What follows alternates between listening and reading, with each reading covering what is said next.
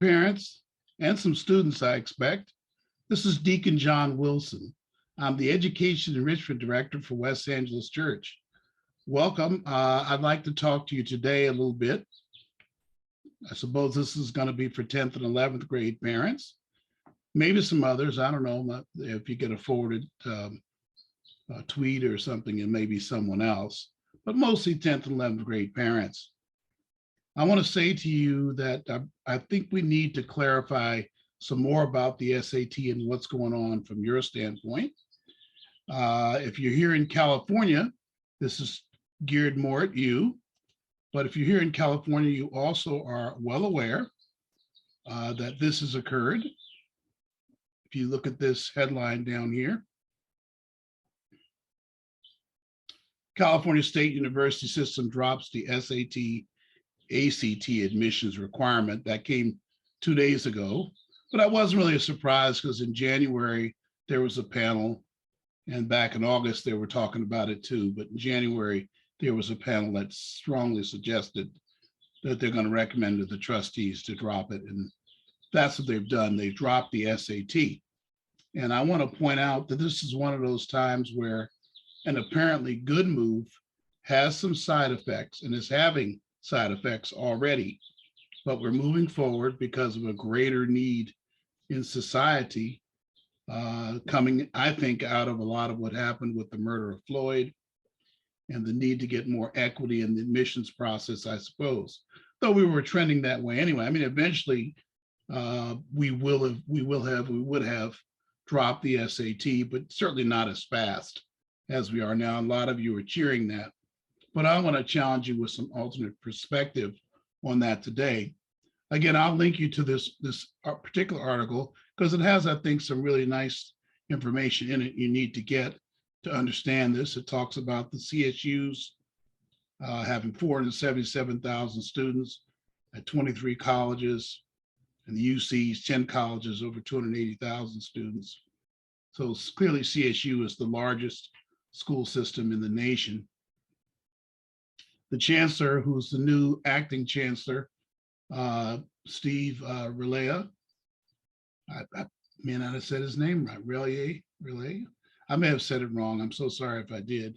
Praised the decision, saying it will help level the playing field and provide greater access to a high quality degree for all student backgrounds. I'm not so sure of that. You think you take away a requirement, more people can get in, but then you have more people that are eligible that would not have been eligible. That's what you have to remember. And I'm not sure of that effect on Black and brown students. I think that gets us back to Asian and white students in better high schools in California inner city, for the most part, having more of an advantage because they'll have more students with high grades. We'll talk about that later. So I'm not so sure that it's leveling the field.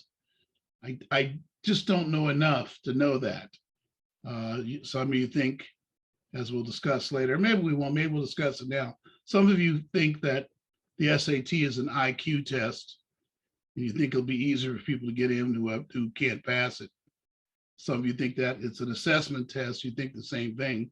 First of all, those in those groups, I respect you, but I think that you are thinking in a way that's heightening this idea of oppression, that Black and brown students are oppressed.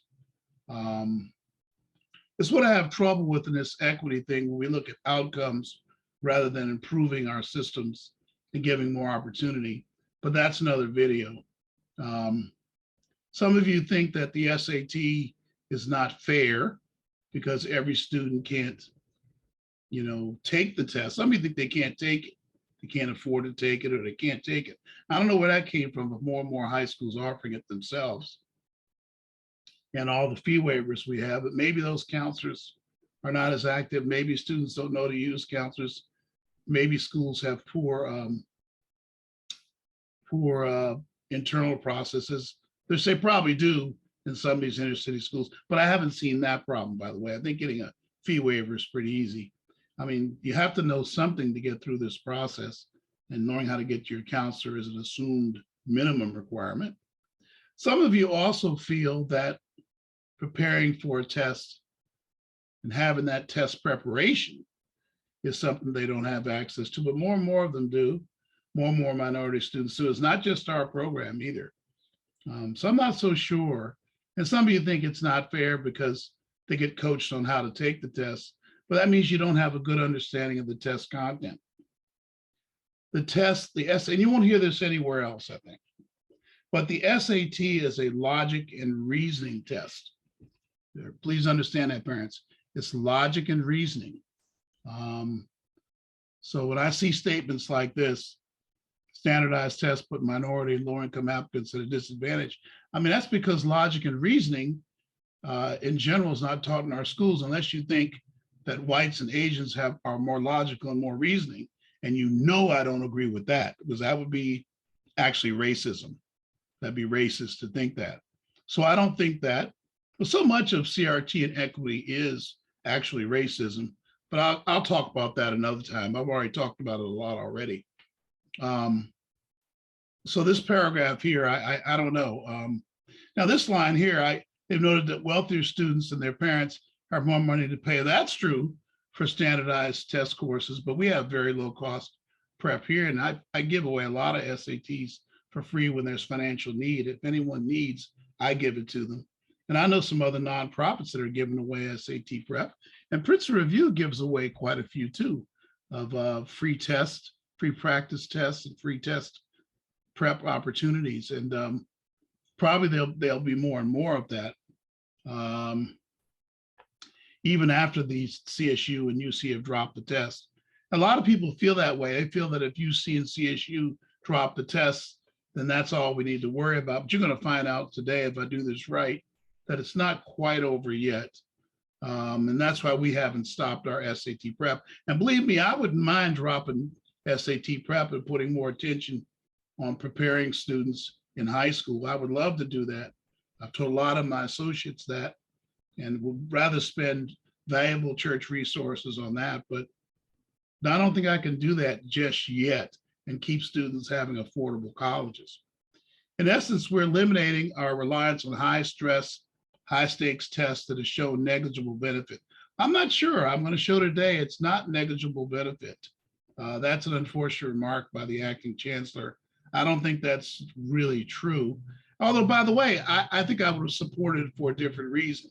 If they had just said, you know, we don't think it's needed in the admission process, and we think we can find good students for CSU without it. That's really all they needed to say here. They didn't need to make these kind of statements that have questionable truth and validity, I think. Anyway, I'll put a link to the article in the bottom here underneath this. If you're getting it on YouTube or Rumble, you'll have a link. Students can choose the SAT, would not be considered for admission purposes, but could hold their placement tests. Oh, yeah. Well, they're going to use them for placement if they want, but they already have a placement system without the tests. But I wouldn't argue that you take the SAT for placement. I wouldn't advocate it. I wouldn't advocate it at all. If a student doesn't really want to take the test, I wouldn't push it on them.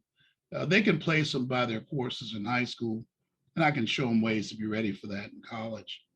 The system had suspended the test requirements during the pandemic, but of course, when the Floyd murder occurred, there was renewed talk about equity considerations. That's not in this article, but I know that's what brought it up. I remember from January. And they talk about a student that was 4.0, but missed the SAT deadlines. I mean, when I see those kind of things, I go, why did you miss it? I think that we're relieving these high school counselors of responsibilities is not the answer. We've got to work on opportunity and stop working on outcomes so much. We've got to hold these state employees, not teachers, but counselors in this case, responsible that child who was 4.0 didn't know about it, didn't know the SAT deadlines. Something's wrong with that. Something is very wrong. I really would like to know more about that. In fact, I might email her and ask her about that or interview her online. Let me see if I can get to talk to her. But she had a 4.0 grade point average, missed the deadlines, didn't take the test, and had to go to two-year college. so she could transfer to CSU Fresno. And she's saying she couldn't have gone. She almost missed college because of it, but she missed 2 years of it.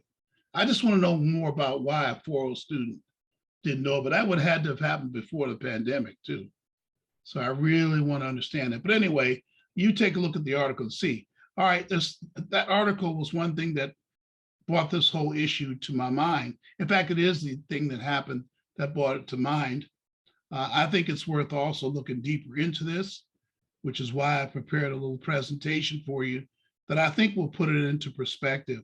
I also cover this in my upcoming affordability workshops in Lakewood that I'm going to be advertising.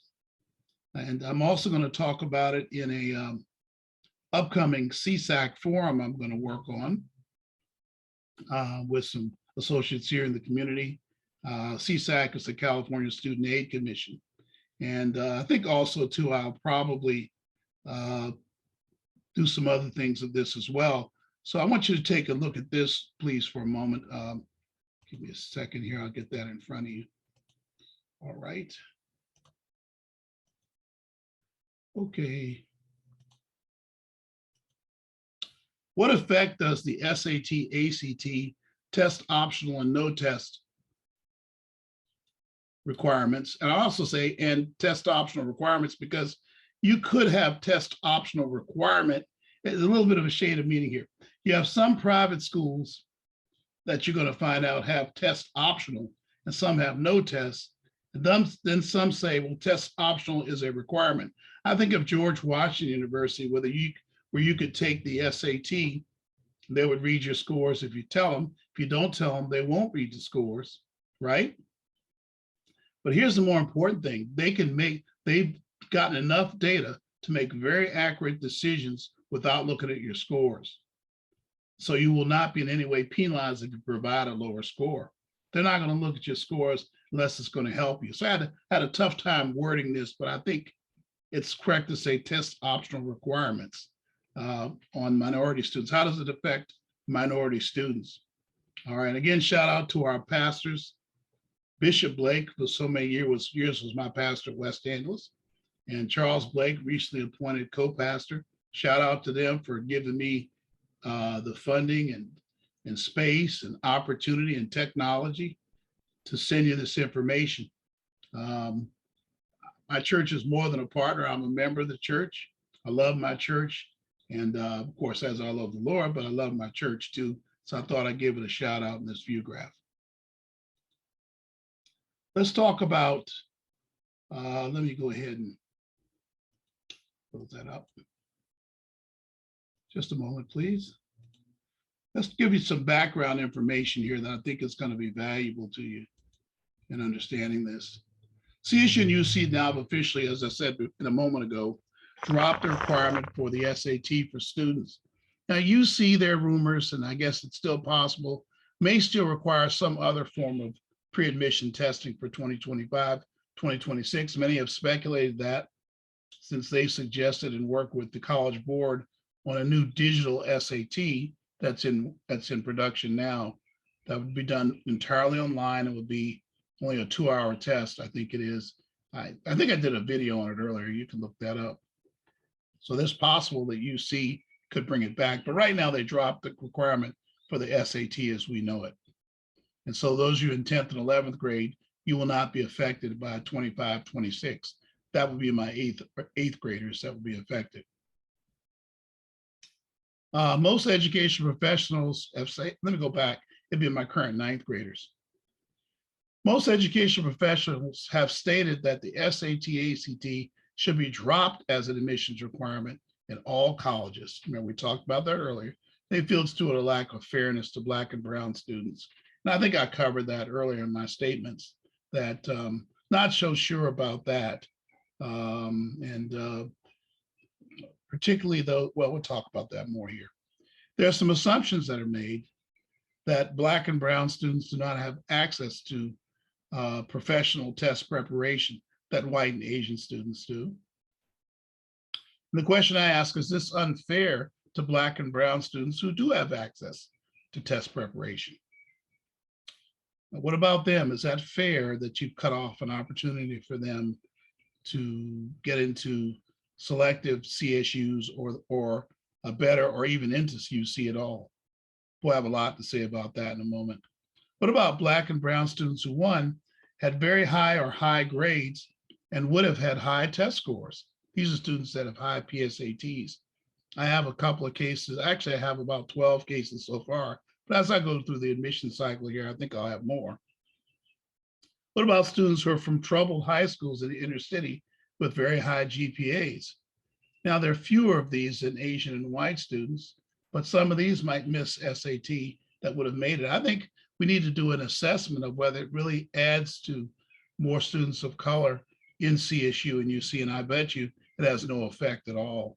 Because the real issue with getting more students of color to CSU and UC is we have to improve we have to improve our public high schools in the inner city. That's what we have to do here in Long Beach and Los Angeles, where we can get more students. And we're seeing trends that some of our brown students are getting are starting to get higher grades, but we need to see it across the board with Black and brown students. That's what's going to get more students into UC and CSU. Now, I know there's a lot of community-based organizations that might be watching this. A couple of very large ones probably are watching this, who don't agree with me and say that we need to make it easier to get in, and taking this away. And the next step is going to be to lower the GPA requirements. I am absolutely sure we're headed for that because they've already talked about having an admission that is commensurate with the ethnic makeup and racial makeup of our students. In other words, if we have, I don't know the numbers, 50% Hispanic students, then it should be 50% of those in UC and CSU, even the most selective CSUs. And that if you can get into one CSU, you should be able to get into all of them. And all these kind of things I see some community-based organizations doing. They're taking away the granularity on admissions that I want the CSUs and UCs to have. I want them to control. I want individual CSUs to determine how many students from a certain area come to their school versus students out of their area. And I don't want to put those kind of restrictions on CSU and UC and then start to have the campuses that are most popular being overcrowded. There's too much of that already, I think. And to say, well, we have to provide more money so they can provide these spots. I don't agree with any of that. And I think that kind of comes up when you see this, because a lot of people think that's the next step, are already stating that's the next step after eliminating the SAT and ACT requirements. Perhaps I'll talk about that in some of my public outings very shortly. EEP position. These students of color are adversely affected by dropping the SAT. Again, these student groups we said a moment ago, the ones who have test prep, the ones who have high grades in the inner city. And now they're going to compete with high grade students across the state. And the question would be then who writes the best essay? And then I'm sure what will come up next is drop the essay requirement. I'm sure that's where we're headed with this. I have no doubt at all. And that's when I'm really not going to be happy that because of students' race, there's the assumption that Black and brown students can't write better or do better and write their essays. But I know that's where we're headed. And that's another concern I have, though it's not clearly stated here.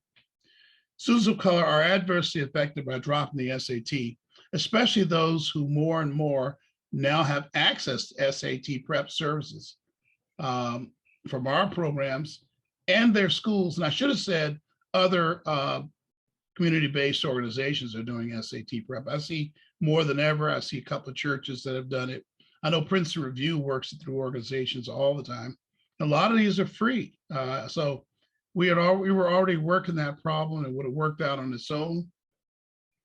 And again, why should we relieve the counselors from creating programs in their high schools or encouraging students to go to community-based organizations that offer SAT prep? Remember the 4.0 student we talked about who didn't even know when the test, how to even register, I assume, to not know the date, she wouldn't have known how to register.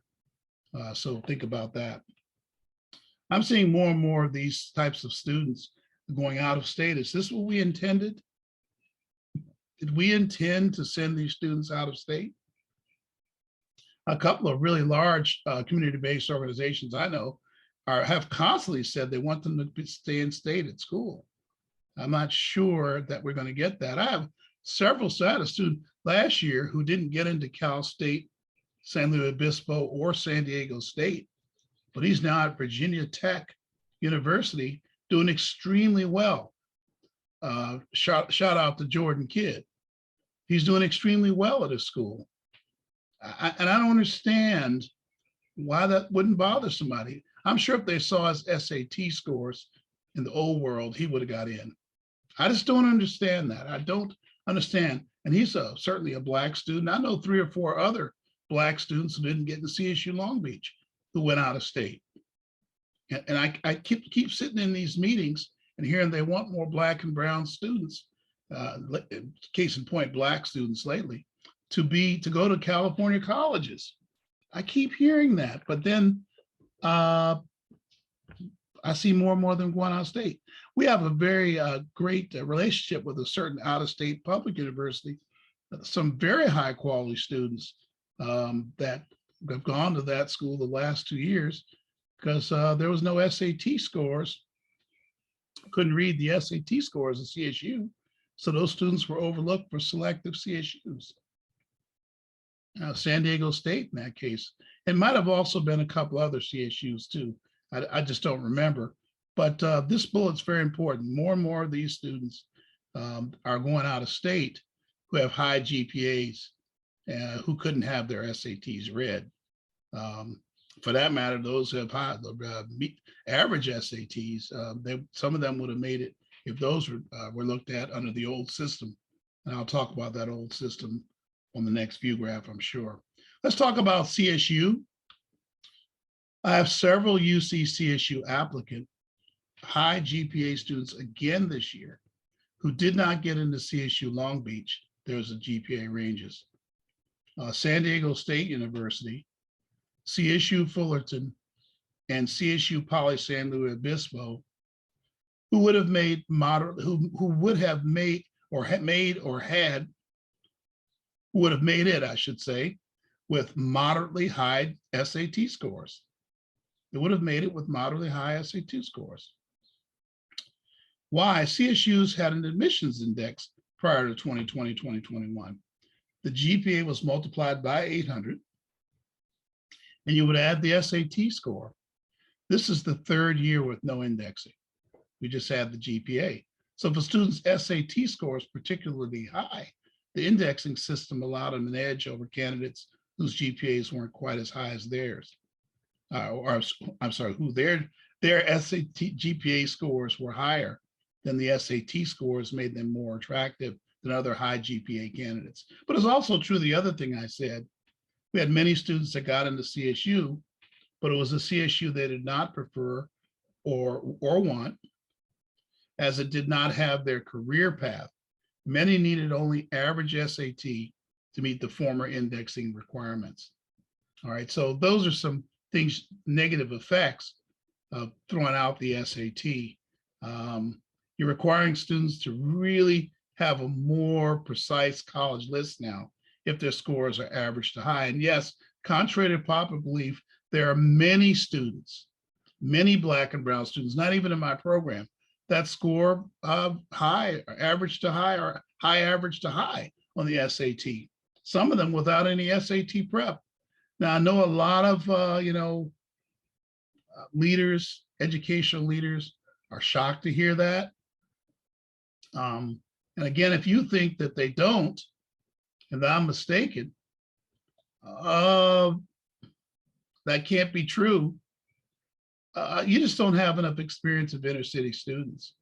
They're very resourceful, a lot of them, far more than they're given credit for. And I think it's a little bit racist.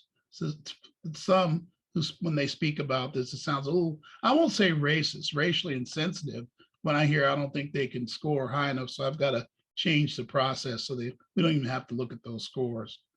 I don't know. I just have a lot of trouble with that. All right, that's the CSU situation. How about UC? This year I have several applicant high GPA students again this year who did not get into UCLA, UC Berkeley, UC San Diego, UC Santa Barbara, and even UC Santa Cruz, and they have GPAs of 3.7 or above.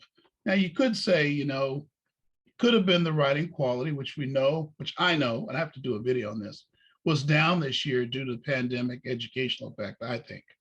It's just hard to connect with teachers and learn how to write. And a lot of them were in sophomore and junior year affected, their writing got affected. Didn't say the writing was bad this year, but it wasn't as good as I've seen it. It just wasn't quite as good as I've seen the writing this year. Another reason was the lack of SAT scores when I look at past years and similar writing skills. So I've had students with similar writing skills as this past year, but there was always that SAT score to fall back on. If they scored 1,300 on the SAT, and they had the same GPA as another student who maybe their SAT was 1,000 or 1,100, whether white or black, it gave that white or Asian or black, gave that black student, I think, an advantage. But now if they're all the same GPA, we're going to look at the writing and other factors that might be not as good for that student. UC insiders, I've had 3 now in admissions. One is a kind of a public representative, told me that the UC admissions officer is struggling with how to determine admissibility with so many high quality applicants. More now that students are wanting to stay in the state. So if all these students that want to stay in the state, you're gonna get more applications. Since the pandemic, more of our Black and brown students want to stay close to their families. That's something that's been true. I thought the trend would change this year, but it may not change for a couple of years. It's hard to say. So you have more that want to stay in state, and it's harder for UC. They're getting more applications, and now they don't have the SAT to sift through. It's really difficult for them now. And that's why a lot of us think they're going to go to some other form of testing, because it's cost them probably a lot of money to get through the admissions process too. There's budgets and issues like that. What effect does the SAT test optional requirements have on admission to out-of-state public universities and some selective private colleges? We're almost done. I'm sorry for the length of this video, but I think it's a very important one. Here's a significant point to remember. Out-of-state public and private colleges and universities frequently will admit students without SAT, ACT scores, but will not provide merit scholarships to them. That's incredible. We won't give you any money, but we'll let you in. And obviously that's biased toward wealthy students, right? That's incredibly inequitable, I would say. And I don't like using the term equity a lot here, but it's certainly not fair. Maybe that's the old way I mean equity. It's just not fair to students who are not of means to have this particular system. But it might surprise you to know that HBCUs are the #1 schools that have that requirement. I saw at least 4 to 6 major HBCUs that say, we'll consider your application, but you're not eligible for merit scholarships. So clearly you need to take the SAT in that case. I think you'll see it's going to be heavily implied, if you don't see it already, that students who have high GPAs or even reasonable GPAs, I'd say above 3.2, should take the SAT because it'll make you more competitive for money at colleges like this. Here's a good guidance. If they say SAT optional, you should treat it like it's SAT required. And that's why we have SAT prep in our program, because we know there are going to be students in this category applying to these kind of schools. And above all, we're an affordable college program. We want students to get college affordably and for as least debt on their parents as possible. I make a joke, I'm Deacon John Wilson, protector of my parents' retirements. Most selective private colleges like NYU, Duke, Spelman, Stanford, Notre Dame, Georgetown, and Ivy League colleges say that they are SAT optional for admission, but your students should definitely take the SAT, whichever one for which you can get the reduced cost test prep. That statement was in there for students across the nation. So if you're sitting out there in another state that where everybody seems to be taking the SAT, look for some low cost ACT prep. I know it's going to be hard to find, by the way. I'm learning that's very unusual to find. We do it here. We do not currently offer ACT testing prep, but if we had enough interest and knew about it ahead of time, we would offer it. So if there's any students, groups of students in other cities, we would consider it if we knew about it ahead of time. But right now we're an SAT test prep program. No test schools will not evenly and honestly look only at GPA, writing, and many other factors, and will award the merit scholarships based. In other words, they won't look only at GPA, no test schools. They're going to look at writing and many other factors, and will award merit scholarships based on those. Good example of that I can think of right now is George Washington University. I'm thinking also about Pomona College.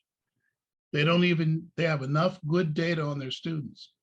In fact, they were already in that no test prior to the pandemic, and certainly way prior to the George Floyd responses in our admissions offices.